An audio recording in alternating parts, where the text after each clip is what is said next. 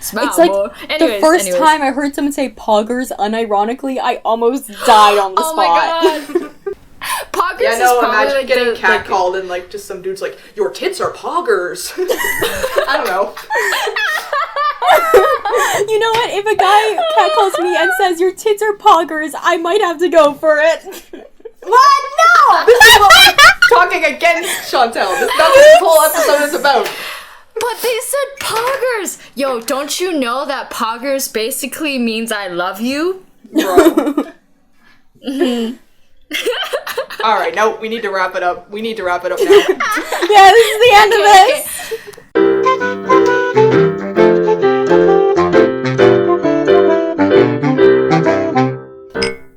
Hello everyone, and welcome back to Chai Chatter. On today's menu, we will be discussing feminism with a side of various warm beverages. What do you guys have today? I have a classic English breakfast tea. I have Earl Grey. And I have a classic Earl Grey. Wow, wait guys, we're so classic today. Like there's no root beer going on, no coffees. I mean, this is a topic that we've discussed doing a couple times. I think we kind of shied away from it. We decided to do other things, not being sure exactly what to say about feminism, because none of us had really looked into it as a word. We knew what it meant. It's a huge, colossal, umbrella term, too, because there's all these different sections of it, and, we kind of want to focus on our own experiences where we have knowledge about, but you also don't want to, leave out any other sort of, perspectives and aspects of it, Yeah. Especially, there was, that big phase where suddenly people were very anti-feminist. I think it might have been actually 2016 when the whole, cringe feminist compilations kind of started circulating the internet. Kind of like a counter movement against any sort of feminism. In all honesty, wanted to distance ourselves from the word feminist because it just had so many connotations with, feminazis and BuzzFeed feminists, BuzzFeed feminism, exactly. Yeah, the free bleeding. Although we do want to acknowledge all of that, and we do want to respect all of the different sections of feminism and all the different ways that people see it, I think because this is our podcast, this is our thoughts, it is important to focus on how we experience feminism, and more importantly, how we experience the world. Yeah. In this case, specifically as women. It doesn't mean that, we necessarily have to know a lot about the wage gap, or maternity, or many of the other kind of classical feminist issues, but there are things that apply to us in everyday life that are also part of it, and we don't need to be experts or have a PhD on it to talk about it because they're just our experiences. So the first thing we wanted to kind of talk about was what we experience in the media of women being over-sexualized and how that affects people, especially younger people. And it's not just the fact that women are sexualized, it's that women are sexualized more than men. And I think that's seen a lot in the tropes of bikini car washes and sex appeal in advertising. It's usually the sex appeal of a pretty woman. Oh yes, this is the ideal woman sort of thing. And that leads into so many other topics. It leads into body positivity. It leads into pretty privilege. So many things. And especially when you talk about advertising and stuff, the more you begin to see the female body as a commodity, the less men are going to treat women like people. So you can literally see the effects of these advertisements and these movies on the real world. Probably the purest form of this, which is pornography, right? People usually don't think of it in the same way as, say, a film or an advertisement because that's what it's for. However, often, the act itself and women and men are not portrayed in any sort of humanized way or realistic way. And a lot of young men nowadays watch a lot of porn, and what that translates to is even more of that, seeing women's bodies as just this object. From movies, real-life women are boiled down to the mean girl, the cool girl. In porn, it's this slut character or whatever.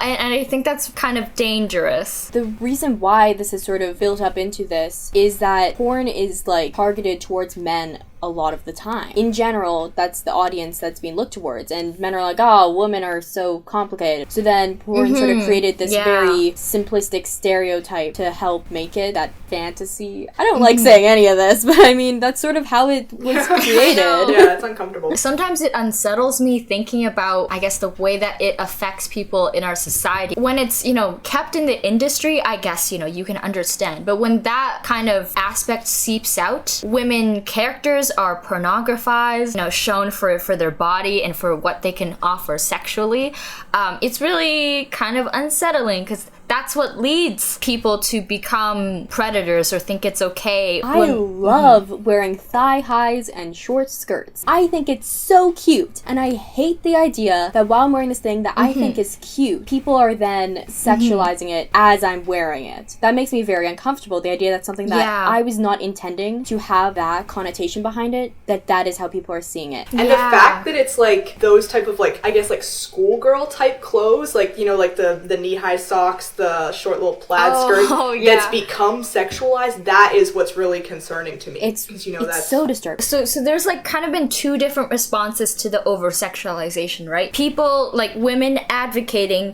for modest dress, if you don't want to have anything bad happen to you, just cover up, or that's one argument. And then the other one is women trying to kind of reclaim their sexuality for themselves. So, dressing in thigh highs and wearing, booty shorts, not for you, but for me. But what makes me sad is that by you choosing to wear something, you have to make this statement instead of you just wearing it for yourself. At the end of the day, like, no matter what they choose, like super modest or like, like schoolgirl kind of like short skirt tight outfits, like you're going to get sexualized anyways. Like even before people wore like such revealing clothing, like women were like sexually assaulted and raped and stuff. So it's just... It also can be like that internal battle inside your head of, oh, I want to wear this. Oh, but now looking in the mirror, I don't know, it's kind of a bit on edge. Well, but that's not what I meant it as, so I can wear it. Well, no, but other people will think, and then it becomes, well, I guess I'll wear a hoodie and like sweatpants. So do we have any personal experiences with feeling objectified, being catcalled, etc.? Make it known how common it is, especially the fact that we are all underaged girls and have experienced these things from a very young age should just kind of point out that the problem that exists. Okay, so there has been some incidents, but I just want to bring up this one because I actually want to hear like another person's opinion on it, because I don't know, I kind of think that I'm crazy and maybe I'm overthinking this, but I don't know, maybe there is some merit to this situation. Just, want to get it out there. So basically, like, maybe like a year or 2 years ago, I was sitting in like a coffee shop with like my friend. We were sitting at this little table, and then to like the side of us there was like, I remember this. Yeah, I told you this story. There was like an elderly kind of like gentleman, and he was sitting in this like armchair. Anyways, my friend and I were just like talking at our table or whatever, and then all of a sudden they like text me, even though they're sitting right next to me, and they're like, the guy beside us is taking pictures of us. And I'm like, okay, that's like, why would he be doing that? That's weird. So I look over at him, and like he's resting his arm kind of like this, like kind of away from him, and he's like looking away from it, but like every couple seconds he'll like turn and like look at the phone and like press something, and then he'll like look away. We don't know for sure, but it definitely did look like he was taking pictures of us. So I was like, okay, well, like this sounds kind of crazy, like I need to take a picture for evidence. So ironically enough, I decided I was going to take a picture of the guy apparently taking pictures of me. The thing was, I didn't have any like actual evidence of it happening except for like my friend and I saw it. So I ended up like leaving that place because I was like, well, I don't want to stay here any longer. And then later I like texted the coffee shop, like, because they have like an Instagram account, so I like DM'd them. I wasn't really expecting them to do anything. I just kind of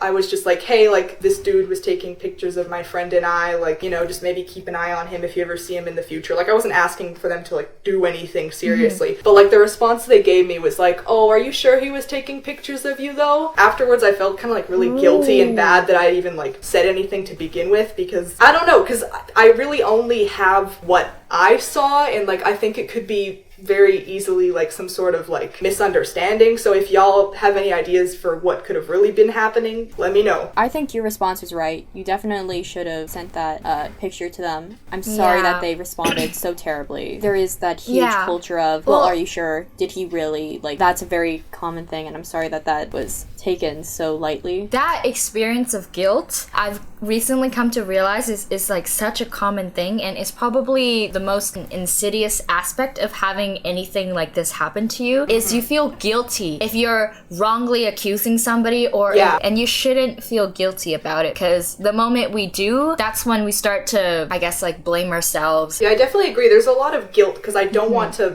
falsely accuse anyone of anything. But then again, I'm not really doing any accusing. I just sent a message to this place letting them know that I had some concerns, In my mind, all of the things I've experienced are small, which is a sad way to think about things, that these are just like the normal thing. thing. First sort of account being when I was 13, I was catcalled by someone who was driving a car. Pretty sure I was a teenager. They had friends in the car, and I wasn't alone either. I had a friend with me as well. It was very strange. I don't know. So that was a very uncomfortable experience. At the time, I didn't even process it as that. I just sort of was like, okay, well, let's keep on going. But like looking back, it's extremely creepy. This person had to be at the very least 3 years older than me. That's a horrifying thought. Of course, there's also the little things like fear from walking home from late night movies and then walking home alone, the however many blocks. You know, getting the feeling that someone's watching you or following you even when there's no one there. That's a feeling I have had quite often. My last thing is much more recent. In October, online, on one server that I have now left, for unrelated reasons, I should say,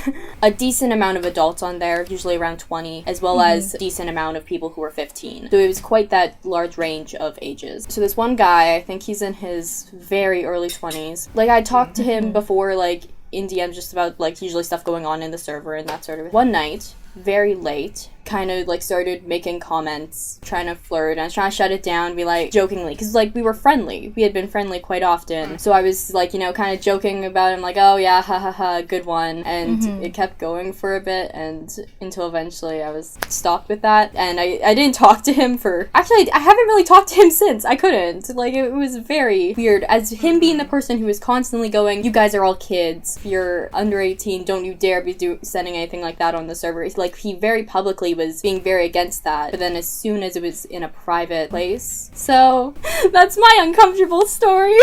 I will start by saying that I am so familiar with this feeling. You know, it's been my companion for the last I don't know, like 6 years or so. So I remember distinctly being catcalled at around like age 11. It was definitely somebody in his 20s going by in a truck. Again, it's those people that catcall you in a car that's speeding by. Like, what a coward. Face me. Okay, actually don't face me, because I don't know how I can, like, you know, run away fast enough. When I was about 12, 13, 14, I was on Discord a lot, and this was when Discord first came out, right? I was playing a video game. I was kind of in this community where majority of the people were 20 and above. And the thing I experienced all the time was I'd be hit on. I would say, I'm 13. It'd be like, ooh, you know, okay, yeah, never mind, or something like that. But the thing that messed with me the most was when that wasn't enough. So there's this term called jailbait. It's basically this term that means, like, you know, a person that is underage actively trying to get people to like her or get with her so that they can be called pedophiles and baiting them into jail, basically. Jailbait. But I was called that, like, jokingly, no matter what I did. First, it was the unsettling realization that sometimes your age is not enough. On top of that was me being very young and naive and not wanting to upset anybody, you know, being a people pleaser. The third layer on top of that was like, am I the one at fault here? Like, kind of blaming myself, right? Am I being too nice? Am I leading these people on? You know, like, basically kind of feeling guilty for just existing in this space as an underage person. The furthest that it got was just, you know, people that I had talked to that I thought were kind of friends or acquaintances asking for nudes, disgustingly, knowing that I was 14. I remember for my 14th birthday, people said things like, oh, only 4 more years. Oh, God. Yeah, I've gotten that before. It's really creepy. If we're getting kind of into real life experiences, so probably a little bit more scary. So again, I've told that story about me walking along the highway, running into drunk people, again, just hit on in the streets. Just like one last kind of like closing statement, I guess, about this whole like catcalling business is that honestly it's become so normalized that like if it doesn't happen to you or it happens to someone you know more than you start to think it's your fault and you start to think it's because you're ugly. Because I remember a couple years ago I kind of had this realization that most often when I was getting harassed it was when I was with friends, and I was like, oh, okay, well obviously they just want my friends, like I'm the ugly one, like that's why it's only happening when I'm with friends. And I'm like, why should I have to think like that? It's so stupid. It's like you feel like shit if you get catcalled, you feel like shit if you don't get catcalled. It's a catch-22. Yeah, I've That's seen actually, friends like say things being like, wait, I've never been catcalled, and like been like almost offended by it. I think usually catcalling stories or creep stories or, you know, Nigerian princes on Instagram are like a funny thing. Like they would just ha ha ha, you know, but Yeah, that's actually you know, so like true. telling like those sort of anecdotes, like I've done it before, and you know it's funny later when you're like telling it to your friends, but it's never funny in the moment. It's always scary. And even like subconsciously now, because whenever I have any experience like that, I go into denial. I'm like, oh well, it was nothing. Like there's part of me that feels like I shouldn't have said anything, and I don't know where that comes from, because I should be saying this stuff. I don't know why in my head it comes through as, why did you do that, not, hey, you said something. Again, like Chantal, in that situation, they were trying to, I guess, compliment you or make you feel good about yourself, right? So they almost feel like they're doing you a service by catcalling you. You should feel validated and beautiful. And when you do feel that discomfort, it's like, you know, you feeling guilty about misconstruing positive intentions, and also like, you know, what is wrong with me? Exactly. This is just, it's nothing. Blah, like, blah, blah. It was a compliment. It's such a toxic. They were compliments. To minimize these situations afterwards, but we really shouldn't. You know, we should take them as seriously as they felt in the moment. Turns out we all have this internalized guilt about these experiences, and they're so common, but it feels nice and cathartic just to talk about it like this. So our next topic is kind of on how girls treat each other. So things such as like slut shaming, internalized misogyny, double standards, the whole not like other girls type of movement. I think that the not like other girls thing has had such a huge reboot, repolish, rebranding recently. So there was like the old Tumblr, like, I'm not like other girls, I do this quirky thing that's really just a really basic thing that most people do. I like pizza. Yeah. Somewhat recently, there was the TikTok trend, this is the reason other girls hate me. And it would be, I'm friends with the guys. Oh. Yeah, like I'm one of the guys, all their boyfriends want me, or something related to that. Like a lot of commentary on these behaviors, I guess, say that they're like a result of internalized misogyny, which stems from like the thing in our culture where women compete with each other. I think that also one of the shames with all of that going on is that even then someone will like have a thing and it'll be them and all of their friends who may happen to be guys, and then people will, from them just showing something of them as one of the guys, they are suddenly a pick-me, even though they said nothing in that regard. Like it's become sexist, like in itself, like calling out sexism. It's like the weird like infighting, like no matter where you stand, quote unquote, you're like hating on another woman. No matter which choice, you're still losing. But there's also like some people saying that a lot of like the bullying of like women on like TikTok is like misogyny and stuff, and sometimes it is, because definitely like a lot of times I'll just see like a video of like a girl and she'll just be like literally rating movies, and all the dudes will be like, oh, you don't know anything about movies or anything like that. Like that is legit misogyny, but like just because you say, but I don't know, because like for some stuff like where you say you don't like a girl's outfit, like it's the kind of the lines blur, but I definitely do think that there's a misogyny is playing a large role in it, you know? It's just sometimes on TikTok people, they take a term and they run with it to the point where it just kind of seems absurd, but I don't want that to happen, because a lot of the time this bullying is rooted in misogyny, you know? I don't know, I feel like in order to solve a lot of these issues, women should not be divided against each other. How can we possibly fix anything if we're, you know, calling each other out? And speaking of that, this is a way older issue than the not like other girls thing, which is slut shaming. I'm very passionate against slut shaming. It makes me really uncomfortable, because slut shaming pretty much implies that women don't have the power or autonomy to decide for themselves, you know? Why should the sexual activity of somebody else concern you, right? The only time it should concern you is if you are doing it with them, or they're doing it with someone you're with, okay? In which case, you should get out of there.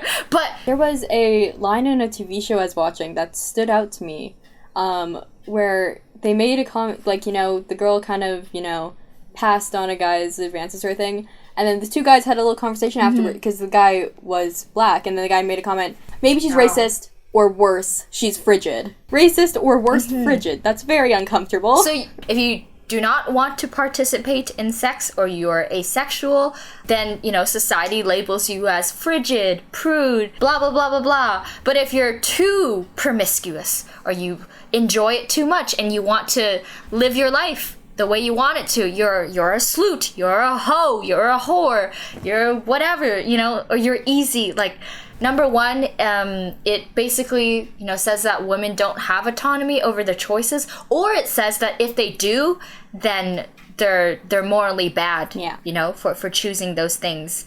I guess, the most disturbing thing is that a lot of progressive people that think they are progressive still say things like that. Or you guys remember that one line in Mamma Mia that we had to cut out? That was like, "Oh, mom, I don't care how many men you sleep with." You know? Just like it's just so like casual and just like interwoven into so much of society, I guess. It's like you want to hypersexualize women, but also shame them. It's catch-22, as Diana said. Yeah, no, and that's what I'm saying. Like, one common thing that I've seen, like, for every single topic that we've covered today, I'm pretty sure the idea of, like, a catch-22 has come up every single time. Like, there's no, like, option. There's nothing that you can do to, like, basically avoid these sort of, like, negative experiences and these kind of, like, you know, the catcalling, the slut-shaming. Like, there's nothing you can do. It just exists, so we need to address those issues. And I think the most annoying thing, though, is whenever anyone is talking about anything to do with feminism or women's rights or anything now in, like, modern times, a very common thing that gets brought up is, well, men experience this too, or this happens to men too, or the men's rights movement is brought up and that sort of a thing. When that stuff is brought up in the middle of a feminism discussion, it is almost usually in that context used to belittle the other argument. When you're talking about an issue, you are talking about that issue. You can be supportive of two issues at once. So you can support women's rights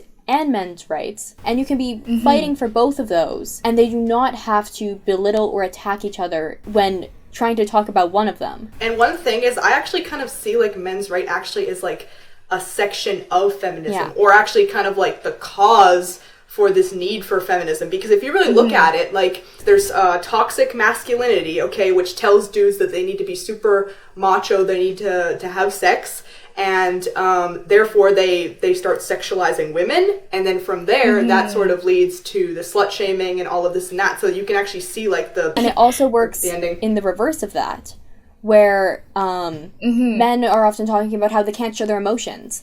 Well, that's often rooted in the fact that showing emotions is seen as very feminine, and femininity is considered weak. So the issue is bad, that they're then seen as feminine, and that's an inherently bad thing. So if you help fix feminism, it helps fix men's issues. If you help fix men's issues, it helps fix feminism. It's hand in hand, where both issues are important and need to be fixed in order for either of them to truly be fixed. That's what I don't get, because feminism benefits both men and women. So, like, it's literally just the equality between the sexes. Yeah. You know, one thing I've always thought of is why there needs to be separate sections. Because I think the common theme that we have discovered in the past couple years when it comes to both of these issues is how they are linked to each other, right? However, the rhetoric is still that each side says, feminists say, oh, well, we need feminism because it benefits men as well. You know, we need to solve these issues that we are advocating for in order to solve your problems too. And then on the men's rights side, it's, oh, you're not listening to us. You know, your arguments tie in with ours and blah, blah, blah. I think that's another big issue with the whole, like, public discourse around gender issues is the fact that there have to be factions trying to win each other over instead of, you know, cooperative work. And I think one reason why, I guess, women feel really disappointed right now in men is because, so one thing you might notice is that, like, year-round, and some people have, like, noticed and discussed this, I've seen a lot of women, like, posting infographics about, like, toxic masculinity, like male suicide rates, and kind of, like, sharing that information too, because they do care about it. But then some women were very upset that when there was a lot of stuff, like, very recently in the news about sort of, like, women's safety and stuff, like the Sarah Everard story, and just, like, the 97%, what was it, the statistic that came out, which, you know what, even if that statistic isn't true, it's okay, because here's the thing, if your reaction when you find out that 97% of women have been, like, sexually harassed is to say, yeah, well, that statistic isn't accurate, like, bro, like, so basically what I'm getting at right here is that a lot of women felt that when this stuff was kind of, like, at its peak in, like, the news cycle or whatever, there wasn't, like, enough, like, guys speaking out, even though the women felt that they had spoken out for the men. And then it sort of seems like whenever dudes bring up like the male suicide rates, the fact that like a woman is more likely to get like child custody than a man, it seems like they only bring up these things when it's to counter what a woman is saying about her experiences. And I'm not saying that that's how it is. I'm just saying that this is what some people have been saying online, and I just think it's worth bringing up because it definitely is disappointing, you know? And the thing that just really drives me insane is the not all men come back to any sort of issues. Because it's used as a, well, not all men do this, it's not all men, but it's enough men. Or all lives matter. Yeah, exactly. You know, that those whole, types like, of reactions. It may not be you, it may not be anyone you know, but it's enough people that it's causing an issue, and therefore it needs to be talked about.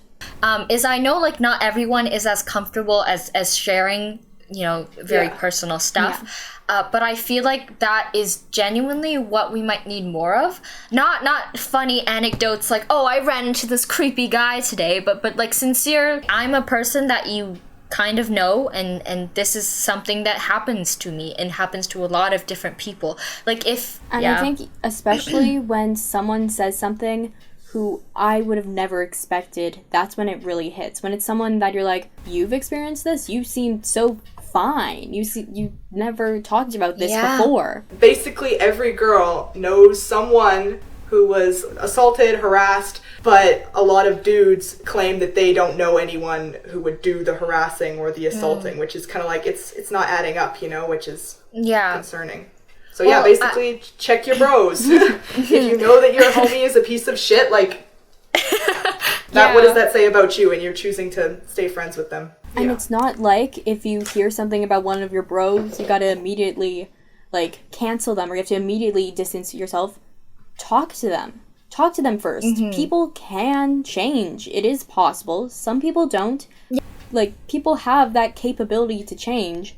So, but they won't if they never have that person come to them and be like, hey, I don't think that this is cool what you're doing. Or, hey, I heard this. Did that really happen? And this person felt this way about it. Can you try and not do that again? Do literally anything. Just don't pretend that you didn't hear what you did about your friend, you know? All right. So yeah. I think that's all. Also, have you guys ever heard the word sugar tits used in like a real life context? No. It's just an off thing, right? You should smile more, sugar tits. Have you heard that in I have never heard that before. I mean, I've heard that in like real life, but a movie, probably. Yeah, in like movies and stuff. I've heard it, but here's the thing. If that was said to me, and I know this is like again trying to make something funny out of, I would genuinely like. If somebody said, laugh at it? If somebody really used the word sugar tits unironically, damn. Yeah. Smile it's like more. The first time I heard someone say poggers unironically, I almost died on the spot. Oh my god. Yeah. Poggers. Yeah, no, imagine like getting catcalled and like just some dude's like, your tits are poggers. I don't know. You know what? If a guy catcalls me and says your tits are poggers, I might have to go for it. What? No! This is what we're talking against, Chantel. That's what this whole episode is about.